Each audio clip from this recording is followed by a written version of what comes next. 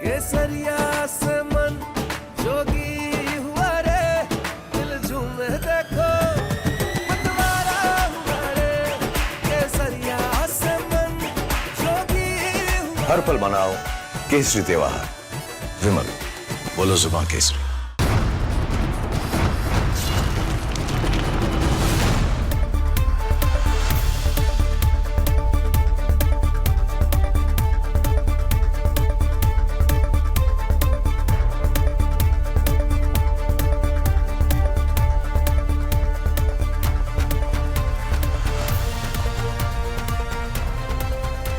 नमस्कार, बहुत स्वागत है आपका। आप देख रहे हैं प्रहार, आपके साथ मैं हूं सलोनी श्रीवास्तव अजमेरा। और प्रहार में आज सबसे पहले बात नफरती तकरीरों के उस्ताद और भड़काऊ बयानों के पोस्टर बॉय अकबरुद्दीन ओवैसी की।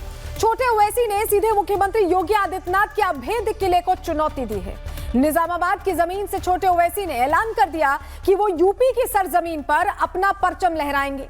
लेकिन ये लड़ाई सिर्फ झंडे की नहीं, ये लड़ाई उस कट्टर ब्लूप्रिंट की है जिसे ओवैसी ब्रदर्स अब पूरे देश में लागू करना चाहते हैं। मालेगांव में समाजवादी पार्टी और कांग्रेस के सहारे बुर्के वाली मेयर क्या बनी? ओवैसी की पार्टी के हौसले 7वें आसमान पर पहुंच गए। अब यूपी में हिजाब वाली मुख्यमंत्री और देश में बुर्के वाले प्रधानमंत्री के सपने देखे जा रहे हैं। क्या ये ध्रुवीकरण करने का नया हथियार है? 2027 के महासंग्राम में AIMIM की एंट्री किसे फायदा और किसे नुकसान पहुंचाएगी, सब कुछ बताएंगे। दूसरी खबर, रईसजादे के रसूख के सामने खाकी के सरेंडर की। कानपुर में एक करोड़ों की सुपरकार मौत बनकर दौड़ती है, बेगुनाहों को रौंदती है, लेकिन जब बारी आई गुनहगार को बेनकाब करने की तो पुलिस ढाल बन जाती है। जिस चेहरे को पूरी दुनिया ने ड्राइविंग सीट पर देखा, FIR में उसे अज्ञात का मुखौटा पहना दिया गया। रईसजादा शिवम मिश्रा अपनी काली लैम्बोर्गिनी से सड़क पार कर तांडव करता है। चश्मदीदों के सामने बाउंसर्स के घेरे में मौके से फरार हो जाता है। लेकिन कानपुर पुलिस की FIR में आरोपी का कॉलम खाली रहता है। क्या पुलिस को उस करोड़ों की कार में बैठा शख्स नजर ही नहीं आया, या फिर रसूखदार पिता के दबाव में खाकी ने खुद ही अपनी आंखों पर पट्टी बांध ली थी? क्या यूपी में रईसजादों के लिए पुलिस ने अलग से प्रोटेक्शन कवर तैयार कर रखा है? पूरी जानकारी इस खबर पर भी आपको देंगे। तीसरी खबर, पाकिस्तान की, जो दाने दाने को तरस रहा है। अब क्रिकेट की पिच पर वो भिखारी पॉलिटिक्स खेल रहा है, जिसे देखकर पूरी दुनिया दंग हो गई।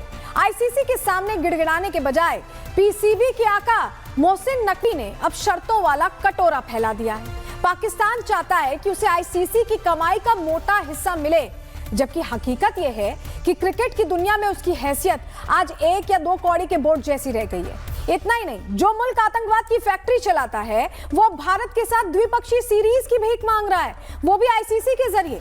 क्या ये मुल्ला मुनीर और शाहबाज सरकार की वो चाल है जिससे वो अपने कट्टरपंथियों को ये समझा सके कि हम झुके नहीं हैं? पहले भारत के साथ खेलने से इनकार किया और अब अपनी साख बचाने के लिए फेस सेविंग का ऐसा गंदा खेल खेल रहा है जिसमें वो बांग्लादेश को ढाल बनाकर इस्तेमाल कर रहे हैं। कंगाल पाकिस्तान की नई चालबाजी भी आपको बताएंगे।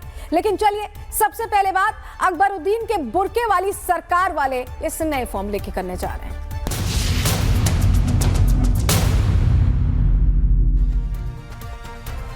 तो चलिए प्रहार की शुरुआत करने जा रहे हैं आज की सबसे बड़ी खबर के साथ, क्योंकि 15 मिनट वाले छोटे ओवैसी अब बड़ी बड़ी बातें करने लगे।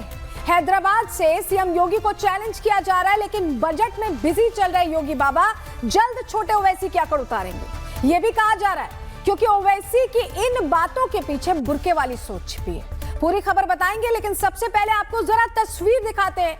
तस्वीर देखिए, ओवैसी कौन सा ख्वाब देख रहे हैं, उस ख्वाब की लाइव तस्वीर ये हम आपको दिखा रहे हैं। ये वो तस्वीर है जो मालेगांव से सामने आई है, जहां एक बुर्के वाली मेयर बनी है। और छोटे ओवैसी की अब ये तमन्ना है कि ऐसा ही कुछ बाबा के प्रदेश में भी देखा जा सके। तस्वीर देख रहे हैं आप, मालेगांव में बुर्के वाली मेयर क्या बनी। ओवैसी को लगा कि पूरे देश में वो ये फॉर्मूला लागू करना चाहते हैं। और जानते हैं सपने को साकार करने का ख्वाब देखने वाले छोटे ओवैसी की दूसरी ख्वाहिश भी क्या है, वो भी आप देख लीजिए। आप ये तस्वीर देखिए, यूपी में योगी को हटाकर वो एक दिन बुर्के वाली मेयर बना रहे हैं और उसके बाद भाईजानों की पूरी टोली कुछ इस तरह से मटन पार्टी कर सके, ये उनकी दूसरी ख्वाहिश है। बाबा जहां जानवरों से प्रेम करते हैं, तो वहीं उनके प्रदेश में मटन पार्टी का ख्वाब देख रहे हैं हैदराबाद वाले भाईजान, ऐसा लग रहा है। और देखिए, और ये सिर्फ ख्वाब नहीं है या फिर मन में दबी इच्छा नहीं है, बल्कि एक रैली में पहुंचे जूनियर ओवैसी ने सबके सामने ये बात कही है। उनका कहना है कि योगी जी तैयार हो जाइए, ओवैसी ब्रदर्स झंडा गाड़ने यूपी आ रहे हैं। आप उनका ये बयान सुनिए, उसके बाद आपको बताते हैं कि छोटे ओवैसी की वेलकम में योगी ने क्या प्लान कर रखा। पहले बयान। मिस्टर योगी तैयार हो जाओ, यूपी भी आ रहा हूं, चलेंगे यूपी, चलेंगे, चलो इसके बाद में यूपी चलते हैं और यूपी में अपनी ताकत अपने झंडे को गाड़ते हैं और सब झंडे को वहां भी लहराएंगे।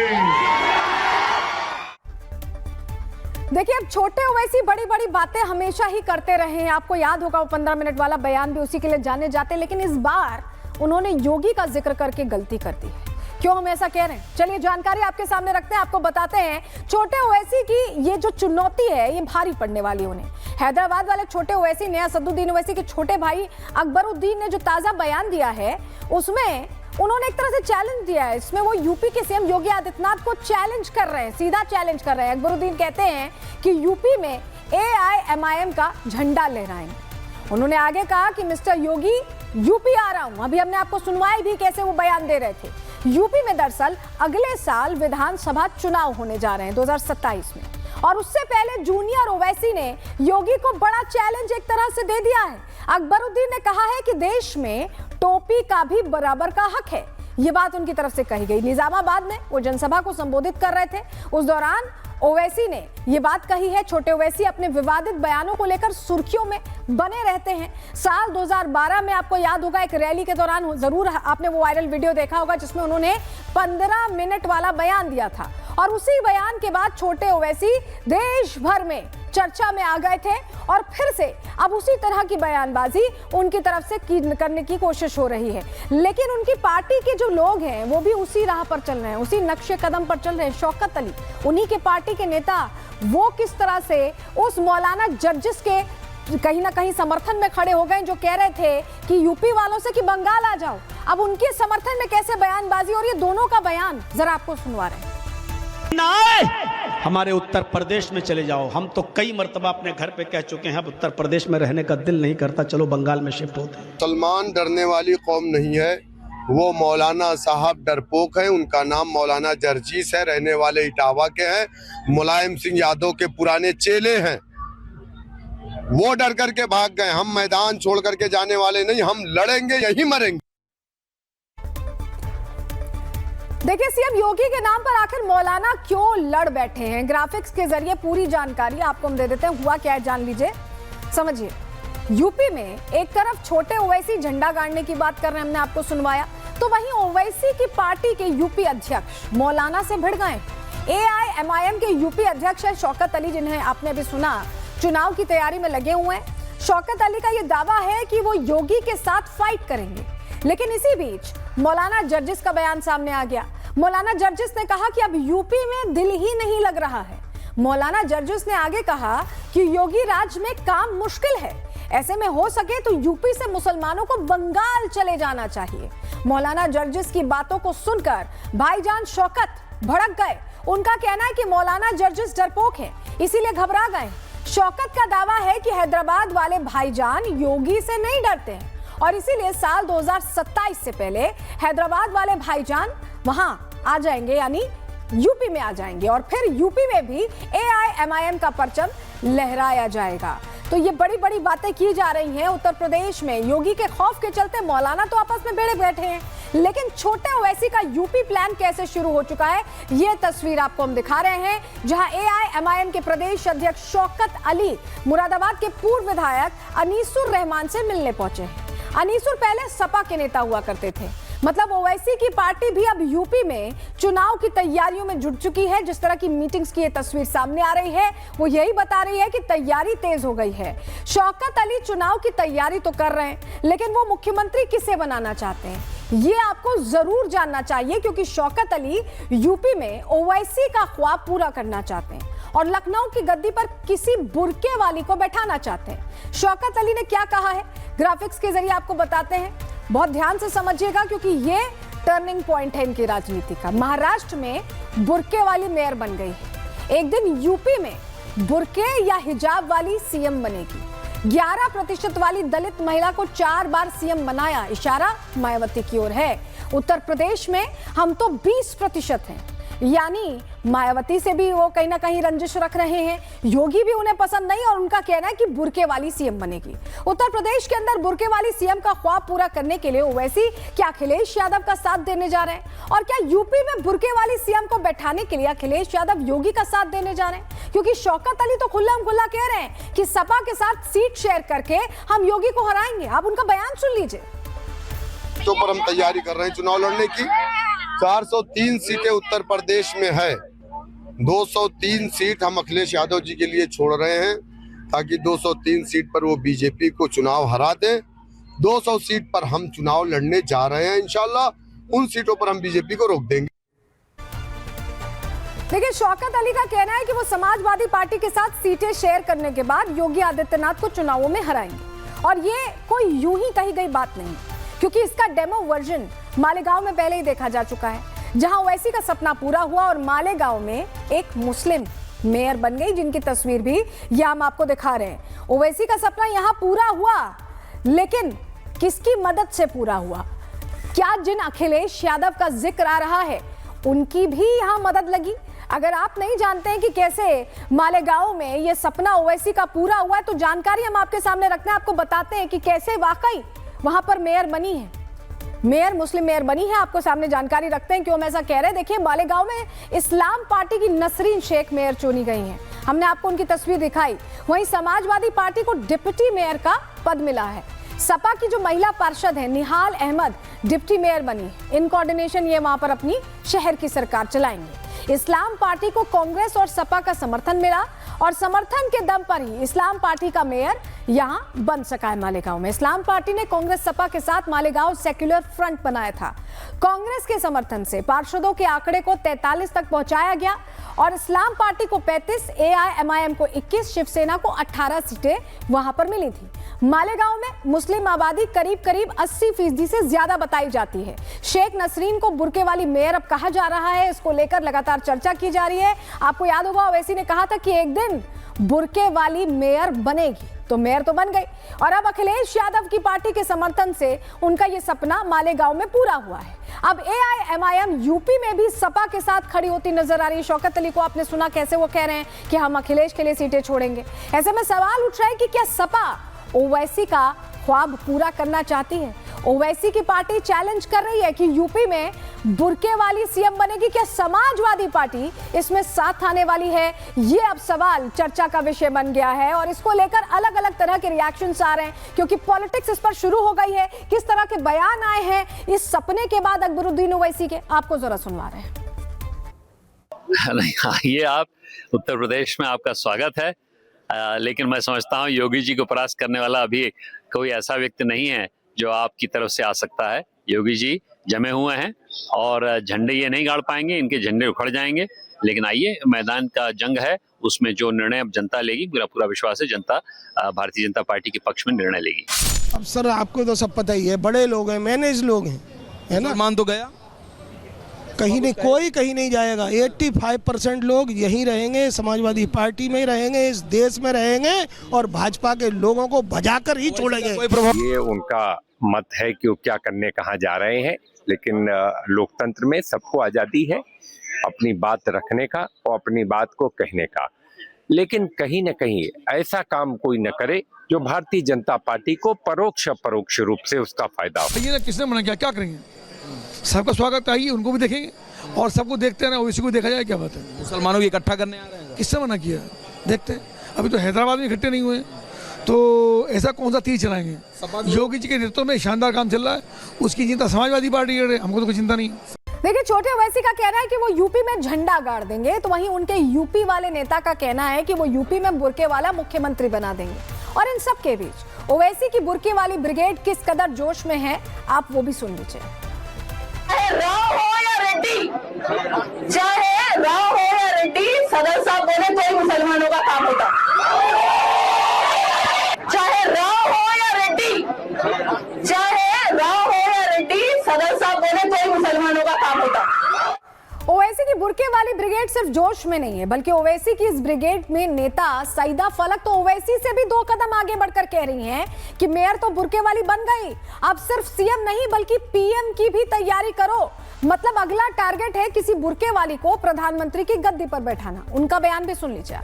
सुन लो फडणवीस, 10-15 मिनट में आ जाएगा। सुन लो फडणवीस, अगर अल्लाह ने चाहा तो एक दिन इसी निकाब और हिजाब पहनकर एक मुसलमान औरत हिंदुस्तान की प्राइम मिनिस्टर बनेगी इंशाअल्लाह। तो आप सुन रहे हैं कि कैसे वो कह रही हैं कि उन्हें बुर्के वाली प्रधानमंत्री भी चाहिए। ये क्या फॉर्मूला है, क्या चाहते हैं ये लोग? चलिए ग्राफिक के जरिए आपके सामने जानकारी रखते हैं, आपको बताते हैं। ओवैसी की पार्टी AIMIM की तेज तरार नेता हैं सईदा फलक, और सईदा फलक एक कराटे अकेडमी भी चलाती हैं। बता रहे हैं इस वक्त वो अपने बयानों को लेकर बहुत ज्यादा वायरल हैं, बहुत ज्यादा चर्चा में हैं। सईदा फलक ओवैसी ब्रदर्स से भी 1 कदम आगे चली गई हैं। फलक ने एक रैली में दावा किया है कि देश में बुर्के वाला पीएम होगा। उन्होंने कहा कि देश में मुसलमानों को भी नेतृत्व मिलना चाहिए, ये वो कह रही हैं। सईदा फलक के इस दावे को ओवर कॉन्फिडेंस से जोड़कर देखा जा रहा है। मालेगांव में बुर्का वाली मेयर बनने के बाद से AIMIM का जोश बहुत ज्यादा है। AIMIM के नेता अब हर दूसरे प्रदेश में बुर्के वाली सीएम बनाने की बातें कर रहे हैं। तो वहीं उनकी पार्टी की सईदा फलक ने पीएम पद पर ही नजर बना ली है। वो प्रधानमंत्री पद को लेकर कह रही हैं कि अब यहां पर प्रधानमंत्री होना चाहिए। सोचिए, मुख्यमंत्री भी नहीं बल्कि प्रधानमंत्री की वो बात कर रही हैं कि अब प्रधानमंत्री ही ऐसा होना चाहिए। लेकिन हम चाहेंगे कि अगर वो इस तरह की बात करती कि कहें कि हर धर्म के लोगों की नुमाइंदगी होनी चाहिए, तो शायद हमें और आपको समझ में आती। ये बुर्के को लेकर जो उनका क्रेज है ये थोड़ा समझ से परे। और सवाल तो ये है कि क्या भाईजान की बातें हवाई भी हैं या उसके पीछे कोई पुख्ता प्लान भी है? मतलब पीएम बनाना है तो समर्थन कहां से आएगा? अब इसको लेकर शौकत अली का एक प्लान भी सामने आ गया है, जहां वो मुसलमानों से कह रहे हैं कि हम दो हमारे दो नहीं बल्कि हम दो हमारे 1 दर्जन वाला प्लान लागू करो। आप सुनिए जरा। लोग थोड़ा परेशान तो है कि हमारी आबादी बढ़ रही है। अरे देश की आबादी जितनी ज्यादा होगी देश उतना ही मजबूत होगा। चाइना की आबादी ज्यादा है, चाइना मजबूत है। हमारी आबादी जितना बढ़ेगी इंशाअल्लाह हमारा देश उतना ही मजबूत होगा। तो हम तो आज से एक नारा देंगे कि हम 2 और हमारे 2 दर्जन। हम 2 हमारे 2 दर्जन, क्या ये सच में हकीकत हो सकता है? इसको लेकर एक रिपोर्ट भी सामने आई है। ग्राफिक्स के जरिए आपको कुछ डिटेल्स इस पर दे देते हैं। देखिए, प्यू रिसर्च की एक रिपोर्ट में चौंकाने वाले खुलासे हुए थे। साल 2050 तक मुस्लिमों की आबादी काफी तेजी से बढ़ेगी। भारत में मुसलमान आबादी दुनिया में सबसे ज्यादा होगी 2050 तक। भारत इस मामले में इंडोनेशिया को पीछे छोड़ देगा और साल 2050 तक ईसाई और मुस्लिम आबादी बराबर हो जाएगी। मतलब दुनिया में जितने लोग क्रिश्चियन धर्म को मानने वाले होंगे उतनी ही आबादी मुसलमानों की भी होगी। यूरोप में आने वाले 2.5 दशक में मुस्लिम आबादी का 10% हो जाएंगे। यूरोप में इस्लाम धर्म का प्रभाव काफी तेजी के साथ बढ़ेगा, अभी भी बढ़ रहा है। अगर आप जाएं, फ्रांस जाएं, लंदन जाएं, आपको ऐसा लगेगा कि बिल्कुल अलग जगह आ गए हैं। अमेरिका में साल 2050 तक ईसाइयों की आबादी में गिरावट आएगी। इस्लाम मानने वालों की संख्या बढ़ने की संभावना जताई गई। तो ये पीयू की रिपोर्ट कह रही है और इस रिपोर्ट में कहा जा रहा है कि 2050 तक तस्वीर बदल जाएगी, यानी डेमोग्राफी बदल जाएगी। AIMIM के एक नेता संख्या बढ़ाने की बात कर रहे हैं, तो वहीं AIMIM के ही एक दूसरे नेता कहते हैं कि सभी मुसलमान एक तरह के नहीं होते, बल्कि मुसलमानों के भी 3 प्रकार होते हैं। 3 प्रकार, 3 टाइप्स। वो 3 प्रकार कौन से हैं? आप खुद उनके मुंह से सुन लीजिए। तरह के मुसलमान होते हैं। एक मुसलमान वो जो जूते चाटने वाला मुसलमान होता है, वो आपको कांग्रेस में मिलेगा साथियों। दूसरा मुसलमान वो जो जूते खाने वाला मुसलमान होता है, वो आपको भारतीय जनता पार्टी में मिलेगा साथियों। और एक मुसलमान वो जो जूते मारने वाला मुसलमान होता है, वो मजलिस में मिलेगा तुम्हें साथियों। देखिए, बराबरी की बात करने में कोई बुराई नहीं, लेकिन दिक्कत तब हो जाती है जब कट्टर सोच लागू वहां हो जाती है। उस सोच को आप चाहेंगे कि पूरे देश में फैलाया जाए तो उसके खिलाफ तो आवाज उठेगी। लेकिन अकबरुद्दीन ओवैसी को या ये कहें कि ओवैसी ब्रदर्स को योगी आदित्यनाथ इतने लाइटली लेते हैं कि अभी तक उन्होंने रिएक्ट ही नहीं किया उनके बयान पर। इसी से जुड़ी एक रिपोर्ट आपको दिखा रहे हैं। मिस्टर योगी, तैयार हो जाओ, यूपी भी आ रहा हो। हैदराबाद से मालेगांव तक गदर काटने के बाद भाईजानों की टोली अब यूपी को हरा करने की तमन्ना पाल रही है। भगवा चोला ओढ़ने वाले योगी के प्रदेश को हरा रंगने का ख्वाब हैदराबाद से यूपी तक पहुंच चुका है। छोटे ओवैसी ने हैदराबाद से योगी को चैलेंज भेजा है, लेकिन प्रदेश का बजट बनाने में बिजी रहे बाबा की अब तक इस पर कोई प्रतिक्रिया नहीं आई है।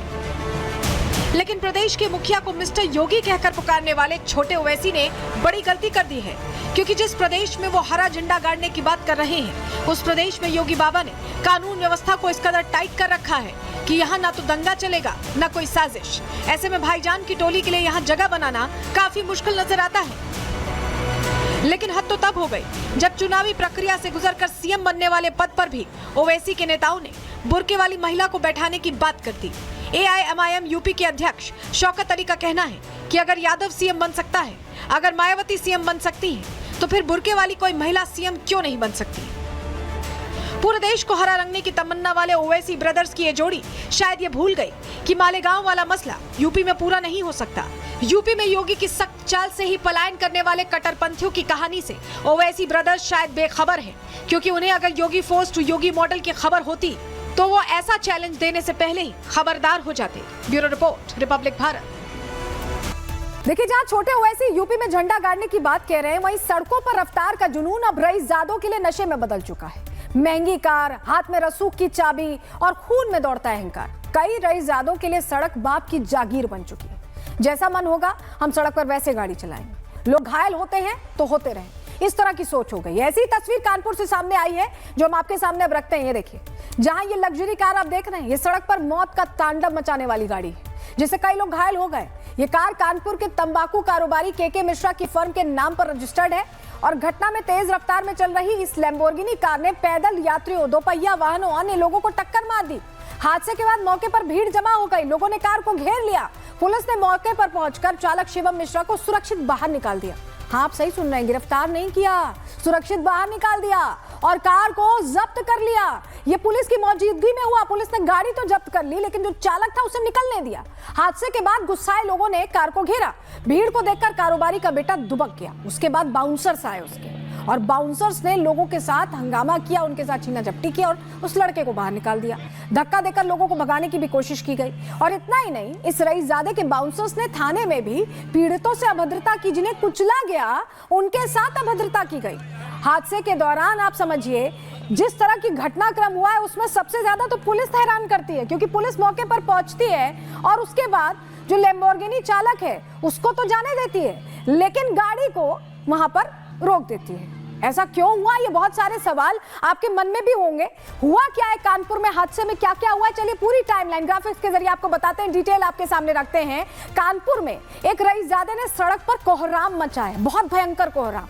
तंबाकू कारोबारी के बेटे ने कई लोगों को टक्कर मार दी और लैम्बोर्गिनी कार, जिसकी तस्वीर आप यहाँ पर भी देख रहे हैं, इसी कार ने एक बुलेट सवार को पहले टक्कर मारी।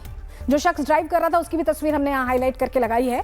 बुलेट सवार हवा में उछलकर 10 फीट दूर जाकर गिरा, 10 फीट दूर। इसके बाद लैम्बोर्गिनी बुलेट के ऊपर ही चढ़ गई, मतलब उसके बाद भी साहिबजादे से ब्रेक नहीं लगाया गया। हादसे के बाद गुस्साए लोगों ने कार को घेर लिया और भीड़ को देखकर कारोबारी का बेटा कार के अंदर ही दुबक गया, जिसकी तस्वीर हम यहाँ आपको दिखा भी रहे हैं। उसके बाद बाउंसर्स ने लोगों के साथ वहां खूब हंगामा किया। बाउंसर्स रक्षा करने आए थे शिवम मिश्रा की, उस कार चालक की। धक्का देकर लोगों को भगाने की कोशिश की गई जिन्होंने घेर रखा था। मामले की शुरुआत में पुलिस ने अज्ञात नाम से FIR दर्ज की। जैसा लग रहा है कि आंखें बंद थी, आंखों पर पट्टी थी, उन्हें दिखाई नहीं दिया कौन गाड़ी चला रहा था। हमें तो दिखाई दे रहा है, हम दिखा रहे हैं यहाँ पर। दबाव के बाद कारोबारी के बेटे का नाम FIR में दर्ज हुआ। जब मीडिया ने, रिपब्लिक भारत ने ये सवाल पूछे, तब जाकर FIR में नाम दर्ज हुआ। समझ नहीं आ रहा कि ऐसी क्या मजबूरी थी पुलिसकर्मियों की कि वो नाम ही नहीं लिखना चाह रहे थे। क्या कुछ अलग प्रोटेक्शन कवर मिला इन रईसजादों को कि आओ कुछ लो निकल लो? यही सवाल था हमारा। शैलेश पांडे जो इन्वेस्टिगेशन ऑफिसर है, उन्होंने क्या कहा इस पर, उन्हें सुनिए। से अब तक क्यों नहीं पुलिस ने कोई पूछताछ करी? नहीं, पूछताछ हुई है अभी। गाड़ी का नाम तो, गाड़ी ओनर का नाम तो आ गया था, क्यों पूछताछ नहीं करी पुलिस ने? इस संबंध में हमको नहीं जानकारी है, हमें इनकी तलाश के लिए भेजा ये गया। मामला हाई प्रोफाइल इसलिए पुलिस इसको बचा रही थी। देखिए अभी इस संबंध में हमसे आप बाइट न लीजिए, हम बाइट देने के लिए नहीं है। बाइट के लिए नहीं पूछ रहे हैं, पुलिस क्यों उसको बचा रही है? हम उनको तलाश के लिए आए हैं। पुलिस क्यों बचा नहीं बचाते तो हम तलाश। तक उसका कोई मेडिकल टेस्ट क्यों नहीं कराया गया? देखिए ये सब चीजें, अगर उसने शराब पी करके गाड़ी से टक्कर मार रही है तो पुलिस उसको अब तक क्यों नहीं? अब देखिए हम तलाश करने आए, हम जांच करने नहीं आए हैं। पुलिस शिवम की तलाश में आई है, जो इनका कहना है। अब पुलिस कह रही है कि वो शिवम को खोज रही है, लेकिन आपको बताएं जिस परिवार से शिवम ताल्लुक रखता है, पैसे वालों का परिवार है, पैसे वालों का परिवार है, और इस पैसे वालों के परिवार के कई और ऐसे किस्से रहे हैं जो सामने आते रहे, जिनकी जानकारियां आती रही हैं। क्यों हम ऐसा कह रहे हैं कि रसूख का फायदा मिल रहा है शिवम को? चलिए ग्राफिक्स के जरिए आपको पूरी डिटेल हम दे देते हैं। दरअसल शिवम मिश्रा के पिता के मिश्रा करोड़ों अरबों का कारोबार करते हैं। कितने बड़े बिजनेसमैन आप समझ ही गए होंगे नंबर से। के मिश्रा वंशीधर तंबाकू प्राइवेट लिमिटेड चलाते हैं, तंबाकू कंपनी है इनकी। मार्च 2024 में कंपनी पर आयकर विभाग ने छापेमारी की थी। कानपुर, दिल्ली, मुंबई, गुजरात समेत 20 ठिकानों पर उस वक्त रेड पड़ी थी। दिल्ली के वसंत विहार स्थित D7/9 घर पर भी उस वक्त कार्रवाई हुई थी, और छापेमारी में पता है कितना नगद बरामद हुआ? 4.5 करोड़ रुपए। इतना नगद रखा हुआ था, एक जगह से मिला था। ज्वेलरी और करीब 2.5 करोड़ की घड़ियां मिली थी। किस तरह से रसूखदार पैसे वाला परिवार है आप समझ ही रहे होंगे। Lamborghini, Phantom, Porsche, Rolls Royce, आप ऐसी लग्जरी गाड़ियों की लाइन लगे देख सकते हैं। इस तरह की गाड़ियां मिली थी। कुल मिलाकर करीब 50 करोड़ रुपए की लग्जरी गाड़ियां सामने आई थी। ये तो सामने आया था, अंदर क्या क्या था ये हमें और आपको पता नहीं है। तो अब आप समझ जाइए कि ऐसा लग रहा है कि यही वजह रही होगी कि वो जो रसूख है वो यहाँ काम करता दिखाई दिया। और पुलिस वाले जो थे, जो कानपुर के पुलिस वाले थे, वो चाहते ही नहीं थे कि इस शख्स का नाम उस FIR में दर्ज हो, लेकिन रिपब्लिक भारत ने यह सुनिश्चित किया है, सवाल पूछा है, और इसको लेकर अखिलेश यादव का क्या रिएक्शन आया उन्हें भी आपको सुनवा रहे हैं। कानपुर की घटना बहुत दुखद है, और जो गाड़ी चलाने वाले कार्रवाई हो, कानूनी कार्रवाई हो, और सरकार पक्षपात न करे। सरकार पे हमेशा आरोप लगता है कि वो पक्षपात करती है। अपने लोग होंगे तो बुलडोजर नहीं चलेगा, अपने लोग होंगे तो FIR दर्ज नहीं होगी, अपने लोग होंगे तो जेल में सुविधा मिलेगी। इसलिए सरकार को पक्षपात नहीं, न्याय करना चाहिए।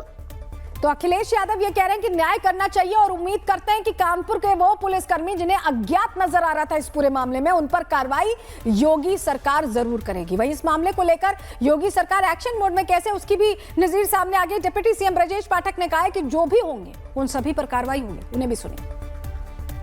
कानपुर में सर लैम्बोर्गिनी से एक्सीडेंट हुआ, लेकिन FIR सर अज्ञात में होती है, क्या कहें? दुखद है, और इसमें जो भी दोषी होगा उसमें कड़ी कार्रवाई होगी, कोई बचेगा नहीं। अब कह रहे हैं कि विवेचना में नाम ऐड हो, कोई बचेगा नहीं, जो भी दोषी होगा सरकार पूरे नजर रखे इस मामले पर।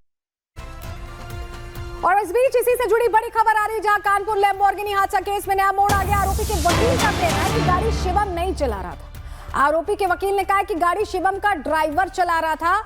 मामले में एक्सीडेंट की FIR दर्ज हुई है। आरोपी के वकील ने जानकारी दी। अमूमन ऐसा ही होता है, जब कोई रसूखदार इस तरह की चीजों में फंस जाता है तो वो ड्राइवर को आगे कर देते हैं कि ड्राइवर गाड़ी चला रहा था।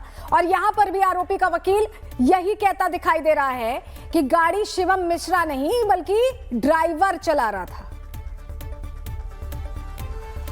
एक एक्सीडेंट का मामला जैसा कि FIR में दर्ज है, तो वो सामने आया हुआ है। तो उसके लिए हमने माननीय न्यायालय के समक्ष एप्लीकेशन दी हुई है, प्रार्थना पत्र दिया हुआ है। उस प्रार्थना पत्र में कल की डेट लगी हुई है। जो मोहन नाम के चालक थे वो ड्राइव कर रहे थे, उनके नाम से ही एप्लीकेशन दी गई है। गाड़ी तो शिवम जी ने, गाड़ी से तो शिवम जी उतरे थे। वीडियोज़ क्या आ रहे हैं, कैसे आ रहे हैं, ये सब पूरा जाँच का विषय है। ये जब जांच आगे बढ़ेगी तब ये चीज़ें सामने आएंगी, है ना। तो वो कुछ भी आ रहा है, हमने एप्लीकेशन दी हुई है माननीय न्यायालय के समक्ष, उनके ड्राइवर उपस्थित हुए थे। देन आगे कार्रवाई आप लोगों के सामने। देखिए, हमने आंखें तो खोल दी है वहां के पुलिसकर्मियों को। वहां पर अब दिखाई देने लगे कि शिवम गाड़ी चला रहे थे, अब वकील कह रहे हैं कि ड्राइवर चला रहे थे। अब जांच होगी, आगे जो भी कार्रवाई होगी इस पर हम आपको अपडेट देते रहेंगे, लेकिन उम्मीद करेंगे कि कानपुर के उन पुलिसकर्मियों पर कार्रवाई योगी सरकार करेगी जिन्हें नजर ही नहीं आ रहा था कि गाड़ी एक रईस ज्यादा चला रहा था। आगे बढ़ रहे जंग के मैदान के बाद आपको अलग अलग चीजें हमने बताई। अब पाकिस्तान क्रिकेट के मैदान में भी कैसे नीचता पर उतर आया है ये बताने का वक्त आ गया है। ICC के एक्शन के बाद पाकिस्तान में अब नई डिमांड पॉलिटिक्स खेल दी गई है। क्या आपने कभी किसी भिखारी को शर्तें रखते सुना है? नहीं सुना होगा, लेकिन पाकिस्तान ने ये करके दिखा दिया है। पीसीबी ने इंटरनेशनल क्रिकेट काउंसिल के साथ चल रहे गतिरोध को खत्म करने के लिए 3 शर्तें रखी हैं। पूरी खबर क्या है, शर्तें क्या है, ये सारी खबर हम आपको डिटेल में बताने वाले हैं। लेकिन एक बात आप समझिए कि एक कंगाल देश जिसे ये मैच खेलने की सख्त जरूरत है, वो अब दूसरा हथकंडा अपना रहा है। कैसे? अगर इसने ये मैच नहीं खेला तो ये और घाटे में घुट जाएगा, और ये कंगाल पाकिस्तान अपनी हरकतों से नहीं सुधर रहा है। क्यों हम ऐसा कह रहे हैं, डिटेल आपको अब देने जा रहे हैं, क्योंकि आईसीसी के 2 सदस्यीय प्रतिनिधि मंडल ने रविवार को पीसीबी अध्यक्ष मोहसिन नकवी, वही नकवी जो ट्रॉफी चुरा के चले गए थे, आपको याद होगा, और बीसीबी अध्यक्ष अमीनुल इस्लाम से एक मसले का हल निकालने के लिए मीटिंग की। हालांकि इस बैठक के बाद कोई फैसला नहीं हो पाया, लेकिन पीसीबी प्रमुख मोहसिन नकवी, वो भिखारीपने का असर आ गया उनके ऊपर, तो उन्होंने आईसीसी के सामने बहिष्कार खत्म करने के लिए 3 मांगे रखी। मोहसिन नकवी को यह सही मौका लगा और उन्होंने कटोरा फैला दिया।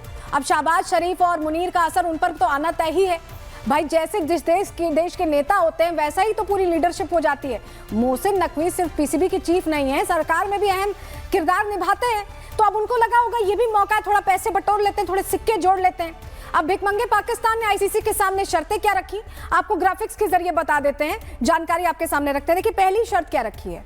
पीसीबी की पहली और सबसे बड़ी मांग है कि आईसीसी के रेवेन्यू मॉडल से उन्हें ज्यादा पैसे मिले, कमाई का ज्यादा हिस्सा उन्हें मिले। ऐसा क्या किया इन्होंने जिनको कमाई का ज्यादा हिस्सा मिला? हालांकि मांग इन्होंने रखी है। आईसीसी का रेवेन्यू वितरण पहले से तय नियमों के तहत होता है, इसीलिए इस मांग पर तुरंत फैसला होना आसान भी नहीं माना जाता, और पाकिस्तान के लिए आसान है भी नहीं। दूसरी शर्त आपको बताते हैं, भारत के साथ वो द्विपक्षीय क्रिकेट को फिर से शुरू करना चाहते हैं। भाई अजीब लोग हैं, एक तरफ कह रहे हैं कि हम खेलना नहीं चाहते, एक तरफ शर्तों में कहा कि भाई डबल वाला मैच करवा दो, किसी और देश के साथ नहीं, किसी सीरीज में नहीं, हमारा अपना मैच हो। लेकिन यह मामला आईसीसी के अधिकार क्षेत्र में नहीं आता, ये हम आपको बताएं, क्योंकि दोनों देशों के बीच सीरीज का फैसला संबंधित क्रिकेट बोर्ड और सरकारों के स्तर पर होता है। ऐसे में इस मांग को मानना बेहद मुश्किल माना जा रहा है, और भारत तो मानने वाला भी नहीं। तीसरी शर्त हम आपको बताते हैं इनकी। तीसरी शर्त है कि पाकिस्तान क्रिकेट बोर्ड ने हैंडशेक प्रोटोकॉल लागू करने की बात कही। आपको याद है ना, पिछली बार हाथ नहीं मिलाया था टॉस के बाद, अब उसकी टीस अभी तक है, उसको लेकर शर्त डाल दी उन्होंने। हालांकि मौजूदा नियमों के मुताबिक हैंडशेक कोई अनिवार्य नहीं होता। अब इज्जत करेंगे तभी तो हाथ मिलाएंगे ना, जब हम इस काबिल ही नहीं समझते तो हाथ क्यों मिलाएंगे? और ये पूरी तरह टीमों की आपसी सहमति पर निर्भर करता है, और भारत पहले से सहमत है कि हमें ऐसे लोगों से हाथ नहीं मिलाना। तो आप समझ जाइए इन पाकिस्तानियों के दिमाग में कैसे नफरत का बारूद भरा पड़ा है। एक तरफ पीसीबी अध्यक्ष आईसीसी के सामने मिन्नतें करने लगे हैं कि किसी तरह पाकिस्तान मैच खेल ले, नहीं तो ये सड़क पर आ जाएंगे। दूसरी तरफ बांग्लादेश क्रिकेट बोर्ड अध्यक्ष अमीनुल इस्लाम बुलबुल लाहौर पहुंच चुके हैं। तस्वीर देखिए, खबर है कि आतंकिस्तान अब बांग्लादेश से अपील करवाना चाहता है कि पाकिस्तान को खेल भावना दिखाते हुए भारत के साथ मैच खेल लेना चाहिए। मतलब आप देख रहे हैं, चालाकी देख रहे हैं कि खेलना भी है, नहीं भी खेलना है, किसी तीसरे से भी खेलवाना है। अरे भाई सीधे सीधे कहो ना, पैसा चाहिए, पैसे के बिना नहीं हो पाएगा, सीधे सीधे कह दो। ये इतना दुनिया भर का चक्कर मारने की क्या जरूरत है?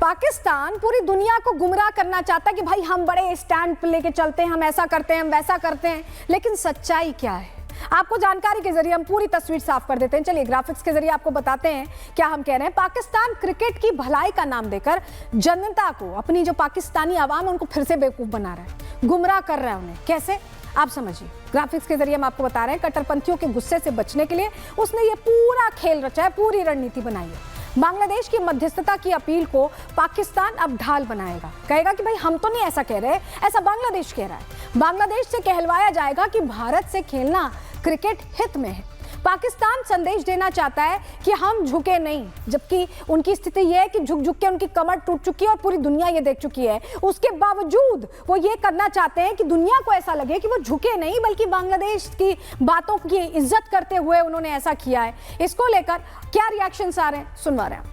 मैं इन सब चीज पे कोई कमेंट नहीं करूंगा, न बीसीसीआई की तरफ से कोई कमेंट है इस पे। सारी चीज आईसीसी पे छोड़ी हुई, आईसीसी जो निर्णय लेगा, जो फैसला लेगा, हम वो मानेंगे। देखिए, भारत पाकिस्तान मैच को लेकर पाकिस्तान क्रिकेट बोर्ड ने बांग्लादेश को ढाल बनाकर अब मुआवजे की मांग कर दी। पैसे वाला कटोरा इन्होंने भीख वाला आगे कर दिया। इसके और भी कई पहलू हैं। कौन से पहलू हैं, ग्राफिक्स के जरिए हम आपको पैकेज में पूरी रिपोर्ट के जरिए समझाते हैं।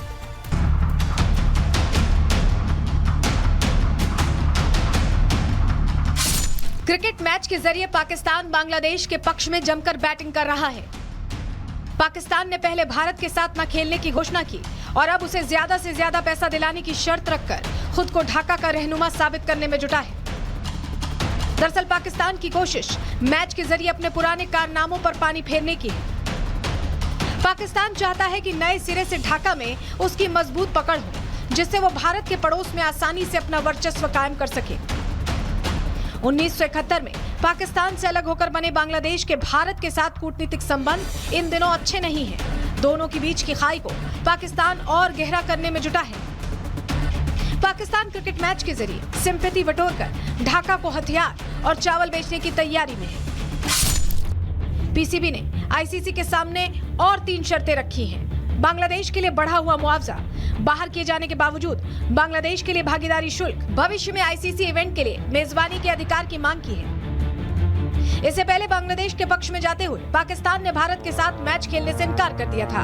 पाकिस्तान ये सब बांग्लादेश को खुश करने के लिए कर रहा है ताकि वो अपनी पकड़ बना सके। पाकिस्तान की पहली ख्वाहिश बांग्लादेश में नेटवर्क स्थापित करना है। पाकिस्तान चाहता है कि ढाका से इस्लामाबाद तक जहाज आसानी से चल सकें। हाल ही में कराची से ढाका के लिए एक फ्लाइट की शुरुआत की गई। बांग्लादेशी छात्र स्कॉलरशिप पर पढ़ने के लिए पाकिस्तान आ सकते हैं। पाकिस्तान की कोशिश बांग्लादेश को चावल बेचने की है। पाकिस्तान ने हाल ही में बांग्लादेश को 50,000 टन चावल बेचा था। पाकिस्तान चावल का एक बड़ा उत्पादक देश है। तो अब बैटिंग के लिए ये नई चाल चली जा रही है, लेकिन कितनी सफल होती है, क्योंकि अभी तक 15 तारीख का जो मैच है उसको लेकर सवाल बना हुआ है। इस पर हमारी नजर रहेगी। फिलहाल प्रहार में रुकना एक छोटे से ब्रेक के लिए।